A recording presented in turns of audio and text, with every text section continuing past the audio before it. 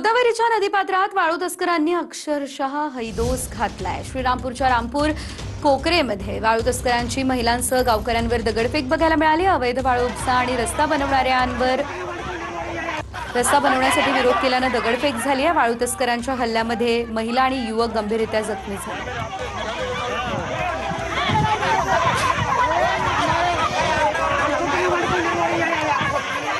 थोडासा गावाचा विरोध असल्यामुळे काय झालं, अख्खं गाव इथं आलं, संपूर्ण गाव इथं आलं।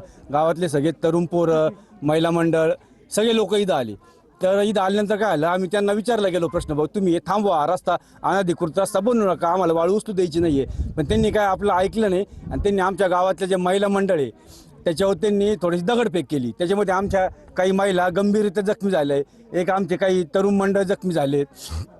त्याच्यावर थोडंसं आरेकारे केलं आणि त्यात त्यांनी काय आमचं ऐकलं नाही। मग आम्ही डिपार्टमेंटला फोन केला, त्याच्यानंतर आम्ही आमचे मंडल अधिकारी, तहसीलदार साहेब सगळ्यांना फोन केले। तर मंडल अधिकारी इथं आले तर त्यांना सगळ्यांनी घेराव घातला, संपूर्ण गावाने घेराव